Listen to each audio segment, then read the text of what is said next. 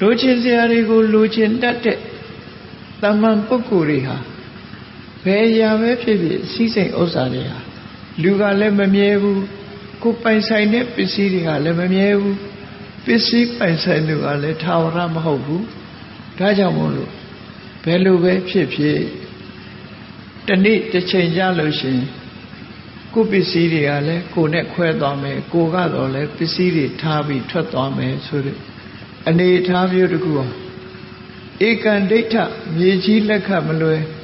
ကြုံရရမှာပဲဆိုတဲ့အတွေးဟာမှန်ကန်တဲ့အတွေးတစ်ခုပဲဖြစ်တယ်အဲ့ဒီအတွေးနဲ့တောကကိုဖယ်ရှားလို့ရတယ်လို့သူတို့ဆိုလို့တယ်နော်တတ္တမ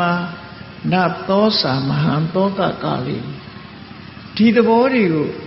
အပြန်အပြန်လှန်လှန်နှစ်ဖူးလက်တင်ဆင်ញင်သုံးသပ်ထားသည့်အတွက်ကြောင့်သူဟာတောကမဖြစ်ဘူးတဲ့ပစ္စည်းဥစ္စာကတော့လဲငါ့ကိုစွန့်မယ်ငါကတော့လဲပစ္စည်းဥစ္စာကိုစွန့်သွားရမယ်ငါနဲ့ပစ္စည်းဆိုတာတခုမှမြဲတာမရှိဘူးလို့ဒီအမှန်တရားကိုဆင်ញင်သုံးသပ်ခြင်းဖြင့်နှလုံးသွင်းဆင်ញင်ထားခြင်းဖြင့်တောကသူကကြိုတင်ပြီးတော့မဖြစ်အောင်ဟန်တာပယ်ရှားထားနိုင်တယ်ဒါလွယ်လွယ်လေးနော်လွယ်လွယ်လေးစဉ်းစားတတ်ဖို့အဲ့ဒါလိုလွယ်လွယ်လေးစဉ်းစားထားသည့်အတွက်ကြောင့်ဘလောက်ပဲဒုက္ခရောက်ရောက်ဘလောက်ပဲဆုံးရှုံးနစ်နာမှုတွေနဲ့ကြုံလောကရဲ့သဘာဝတရားကိုဆင်ញင်သုံးသပ်ပြီးတဲ့အခါမှာစိုးရိမ်တောကကိုရင်ထဲကဖယ်ရှားပြစ်နိုင်ခဲ့တယ်ဒီလိုဆိုတာပေါ့နော်အံ့ဩဖွယ်ရာဗာရဏသီကာတိမင်းကြီးဟာသူ့ရင်ထဲမှာရောက်နေတဲ့တောကသူကိုယ်တိုင်နန်းကြဘရင်ဘဝရောက်သွားပြီးပျက်စီးဆုံးရှုံးမှုတွေကြီးကျယ်ကြုံရတော့လည်းပဲစိတ်အေးလက်အေးထောင်ထဲမှာနေနိုင်တာဟာဒီအတွေးတွေကြောင့်မှန်ကန်တဲ့အမြင်တွေကြောင့်နေနိုင်တာဖြစ်တယ်လို့သူ့ကိုဖန်ဆီးထားတဲ့ကောသလမင်းကြီးကိုရှင်းပြခဲ့တာဒါဟာလက်တွေ့အားဖြင့်ဘုန်းကြီးတို့တွေလည်းဆင်ញင်သုံးသပ်ပြီးတော့သင်ခန်းစာယူရမယ်အတွေးမှန်ပဲဖြစ်တယ်ပေါ့သူစဉ်းစားပုံလေးတစ်ခုဆက်ပြီးတော့ပြောတယ်နော်လောကကြီးကပဲရာမမမြဲဘူးဆိုတာနဲ့ပတ်သက်ပြီးတော့သူဆက်ပြီးတော့ဘယ်လိုပြောတော့ဆိုဥဒေတိအာပုရတိဝေတိစာစံတော်အထံတပိတဝါနပလေတိသူရိယောလူတိုင်းတွေ့နေကြတာပဲကောင်းကင်ကလာပြီချိန်မှတက်ထွန်းလာတဲ့လာပြီဝန်းကြီးနေ့စဉ်နဲ့အမျှနာနဲ့ပိုင်းမှာထွက်ပေါ်လာတဲ့နေဘယ်အရာဟာထာဝရရှိတယ်လဲဆိုစဉ်းစားကြည့်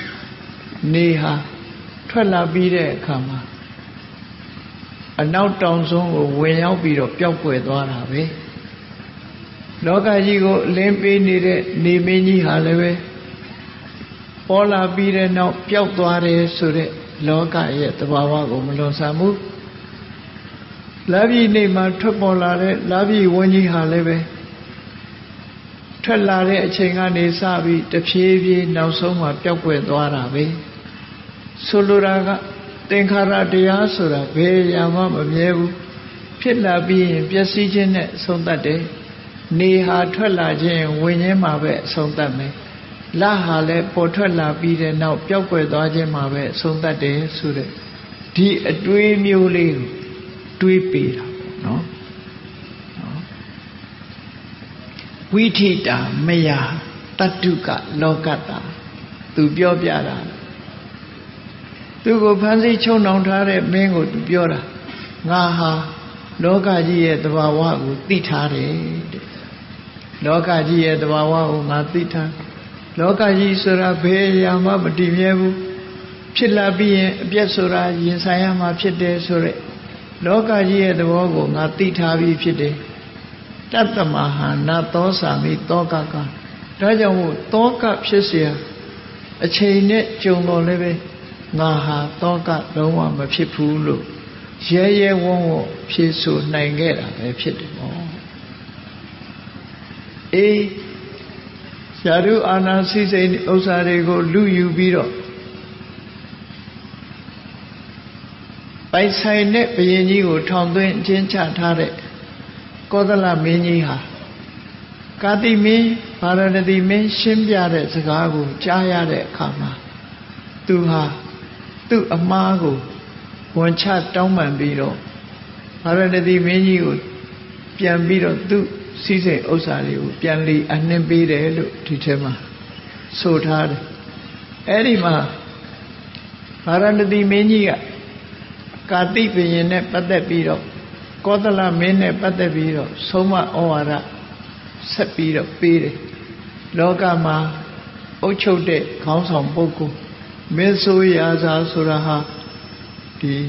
စင်စင်ဆာဆာလှုပ်တဲ့နေဆိုတာကိုပြောဘာကြောင့်ကောသလမင်းက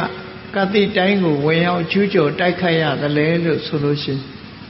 ဗာရဏသီမင်းရဲ့အမှုထမ်းအမတ်တယောက်ဟာ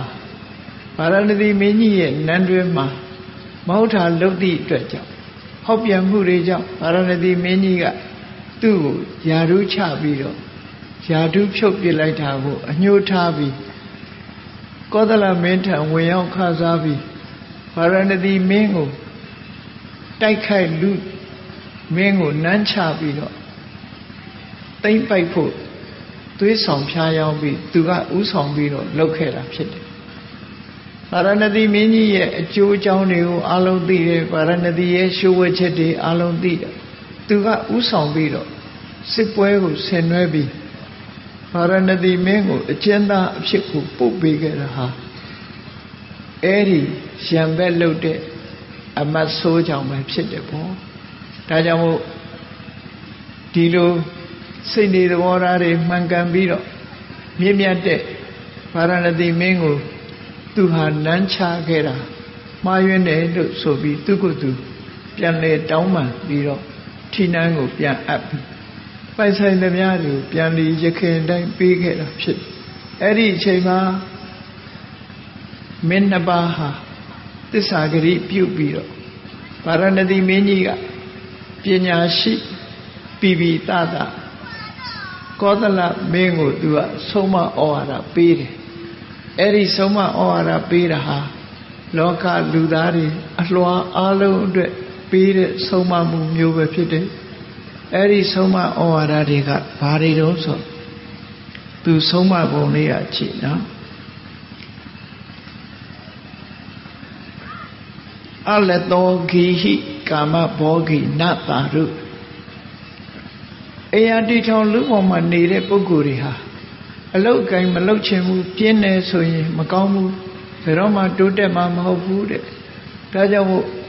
မိသားစုဘဝမှာနေတဲ့ပုဂ္ဂိုလ်ဟာမပြင်းရဘူးကြိုးစားအထောက်ရမယ်နေစဉ်နဲ့အမျှအလုတ်လုပ်ရမယ်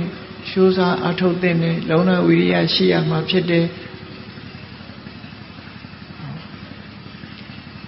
အတ္တညတောပပ္ပစီတောနတတုမိသားစုဘဝကိုဆုံးလွတ်ပြီးတော့ကိုယ်တဏ္ဍာမှာရှိတဲ့မကောင်းတဲ့အညစ်အကြေးတွေကိုရှင်းထုတ်ဖို့ကြိုးစားနေတဲ့သူတော်စင်သူတော်မြတ်ဒီပုဂ္ဂိုလ်တွေဟာစောင့်စည်းမှုမရှိရင်မကောင်းဘူးတဲ့ဆိုလိုတာက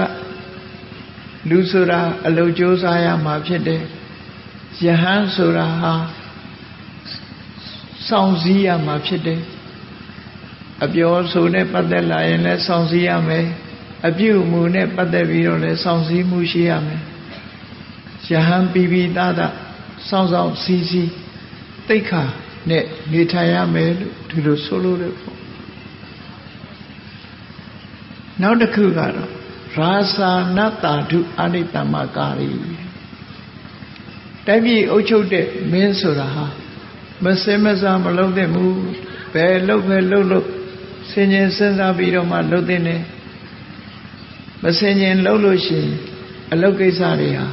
မှားယွင်းသွားနိုင်တယ်ပေါ့ဒါကြောင့်မို့မဆင်မကျင်မလုပ်သင့်ဘူးလို့ဒီလိုဆိုယောပဏိတောကောရဏောနတာဓုသောနတာဓုအသိဉာဏ်ရှိတဲ့ပုဂ္ဂိုလ်တယောက်ဟာထိကနေရှိစိတ်ဆိုးတတ်ရင်မကောင်းဘူးတဲ့ဒေါသအမျက်မထွက်ရဘူးဒါကြောင့်မို့ပညာရှိအမျက်အပြင်မထွက်ရဘူးလို့ဆိုလို့စိတ်မဆိုးရဘူးအဲ့တော့အလွာအသီးသီးကိုဆုံးမတဲ့စကားပေါ့ တာမန်မိသားစုဘဝမှာနေတဲ့လူတွေဟာမပြင်းရဘူးကြိုးစားအထောက်ရမယ်ယဟန်ဘဝရောက်ရှိနေကြတဲ့ယတိယဟန်ဘဝမှာနေထိုင်ကြတဲ့ပုဂ္ဂိုလ်တွေဟာစောင့်စည်းမှုရှိရမယ်စောင့်စည်းမှုရှိရမယ်တိုင်းပြည်အုပ်ချုပ်တဲ့မင်းတွေဟာဘာလို့အမတ်တမဲ့မဆုံးဖြတ်ဘဲနဲ့တည်တည်ချာချာလေးလာစူးစမ်းဆင်ခြင်ပြီးတော့မှလုပ်တဲ့နေပညာရှိဖြစ်လို့ရှိရင်ထိကနေရှိစိတ်ဆိုးတာမျိုးမဖြစ်စေရဘူးလို့ဒီလိုဆုံးမဩဝါဒပေးပြီးတဲ့အခါမှာ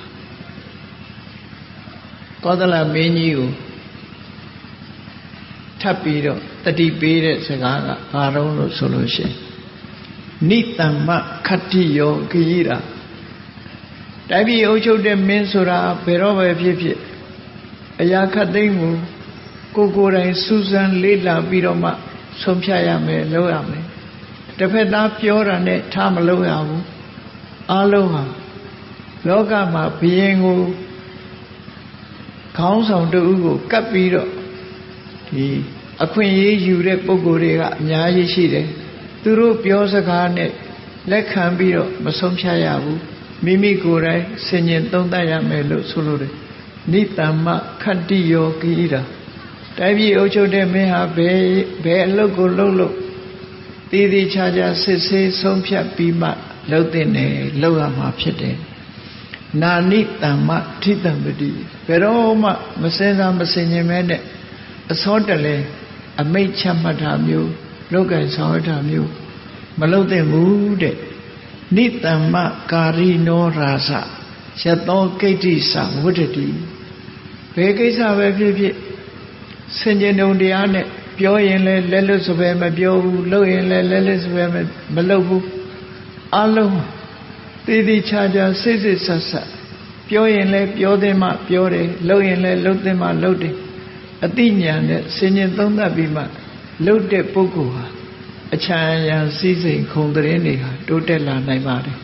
ဒီဘဝတွေမှာကြီးပွားတိုးတက်နိုင်ပါတယ်လို့သူ့ကိုဖမ်းဆီးပြီးထောင်သွင်းချတဲ့ရန်သူမင်းကိုဗာရဏသီမင်းကြီးကအခုလိုဆုံးမဩဝါဒပေးခဲ့တာဖြစ်တယ်ပေါ့အဲ့ဒါဟာလောကမှာလိုက်နာကျင့်သုံးရမယ်ဒီသင်္ကန်းစာတစ်ခုပဲဖြစ်တယ်ဒီဇလံကိုမြတ်စွာဘုရားဟောပြီးတဲ့အခါမှာဗာရဏသီမင်းကိုနန်းချကျူးကျော်တိုက်ခိုက်ခဲ့တဲ့ကောသလမင်းဟာတခြားပုဂ္ဂိုလ်မဟုတ်ဘဲနဲ့ညီတော်အာနန္ဒာတစ်ချိန်တုန်းကညီတော်အာနန္ဒာအလောင်းပဲဖြစ်ခဲ့တယ်စဉ်းစားဆင်ခြင်ဉာဏ်ဖြင့်တောကကိုဖယ်ရှားနိုင်တဲ့အပြုံးမပြတ်နေနိုင်တဲ့ပါရဏသီမင်းကြီးကတော့မြတ်စွာဘုရားအလောင်းတော်ပဲဖြစ်တယ်လို့ဇတ်တော်ကိုဒီလိုပေါင်းပြီးတော့မြတ်စွာဘုရားဟောကြားဆုံးပါတယ်ဘဝဆိုတာစဉ်းစားကြည့်ဘဝဆိုတာတဦးနဲ့တဦးဟာအပြန်အလှန်ယမယံခါယန္တုဖြစ်လိုက်ယံခါမယံခါမိတ်ဆွေဖြစ်လိုက်ယမယံခါသားအဖဖြစ်လိုက်ယမယံခါအမေနဲ့သမီးဖြစ်လို့ဖြစ်အဲ့လိုဘဝဆိုတာတန်တရားထဲမှာကျင်လဲနေကြတာဖြစ်တယ်ဟောကျင်လဲနေကြတာဖြစ်သည့်အတွက်ကြောင့်တူသီခံခြင်းခွင့်လွှတ်ခြင်းဆိုတာနဲ့ဒီဘဝမှာငါတို့ဟာရန်သူဆိုတာဖြစ်နေပြီမဲ့တစ်ချိန်လုံးကမိသားစုမှာဖြစ်ချင်းဖြစ်ခဲ့မှာဖြစ်တယ်အမှန်တန်ရှိလျားတဲ့ဘဝခရီးမှာမိဖို့မိခင်မဖြစ်ဘူးတဲ့အမျိုးသမီးဖခင်မဖြစ်ဘူးတဲ့အမျိုးသားညီကိုမောင်နှမမတော်ဘူးတဲ့ပုဂ္ဂိုလ်မရှိဘူးလို့သူတို့ဆိုဒါကြောင့်မို့ဘုသူပေါ်မှာမုန်းတီးခြင်းဆိုတဲ့စိတ်တွေမထားပဲမေတ္တာသက်ဝင်ချစ်ခင်လို့တူပေါ်မှာတူမေတ္တာထားပြီးဆက်ဆံနိုင်ကြမယ်ဆိုလို့ရှိရင်လောကကြီးဟာငြိမ်းချမ်းသွားမှာသာဖြစ်တယ်တရားချစ်ခင်သူတော်စင်ပြိဿပေါင်းတို့မိမိတို့တဏ္ဍာမှာစိတ်သောကဆိုတာများဖြစ်လာခဲ့လို့ရှိရင်အခုလိုမှန်ကန်တဲ့စဉ်းစားမှုတွေနဲ့စဉ်းစားကြရမှာဖြစ်တယ်ပစ္စည်းဥစ္စာဆုံးရှုံးလို့ကြုံလာတဲ့အခါမျိုးမှာဆိုရင်လောကကြီးတဲ့သဘာဝဟာမမြဲဘူးပစ္စည်းကတော့လဲလူကိုစွန့်လူကတော့လဲပစ္စည်းကိုစွန့် ဒီနှမျိုးဟာတစ်မျိုးမျိုးပဲဖြစ်လာမှာပဲဖြစ်တယ်ကောင်းကင်ကနေမင်းကြီးဟာလည်းပေါ်ထွက်လာပြီးရင်ပျောက်ကွယ်သွားရတာပဲလာမင်းကြီးဟာလည်းပေါ်ထွက်လာပြီးတော့ပျောက်ကွယ်သွားရတာပဲလောကရဲ့သဘာဝဟာဖြစ်ပြီးရင်ပြတ်သွားတယ်ဆိုတဲ့လောကသဘာဝအတိုင်းဒါတွေကိုလိုက်ပြီးတော့စိတ်သောကရောက်နေလို့ရှိရင်တို့တွေပါပူလို့ဆုံးနိုင်မှာမဟုတ်ဘူးစိတ်သောကရောက်เสียမဟုတ်ဘူးလို့မှန်ကန်တဲ့အတွေးတွေတွေးပြီးဆင်ញင်သုံးသပ်ခြင်းဖြင့်သောကကိုဖယ်ရှားပြနိုင်တာဖြစ်ပါတယ်တရားချစ်ခင်သူတော်စင်ပြိဿပေါင်းတို့မိမိတို့ရဲ့ရင်ထဲနှလုံးထဲမှာပူလောင်တဲ့သောကဒီနည်းဖြင့်လျှော့ချနိုင်ပြီးနောက်ဆုံးသောကလွန်မြောက်နိုင်တဲ့ဤစနစ်ကတော့တတိပဒံကျင့်စဉ်မဂ္ဂင်၈ပါးအကျင့်တရားကိုကျင့်ကြံအထောက်ခြင်းသာဖြစ်တယ်မဂ္ဂင်၈ပါးအကျင့်တရားကိုကျင့်ကြံကြိုးကိုအထောက်ခြင်းဖြင့်ရှင်တွဲမှာရှိတဲ့သောကကိုနိဗ္ဗာန်ကိုအာယုံပြုပြီးတော့မတရားနဲ့လုံးဝဖယ်ရှားလိုက်နိုင်ပြီဆိုရင်ဘ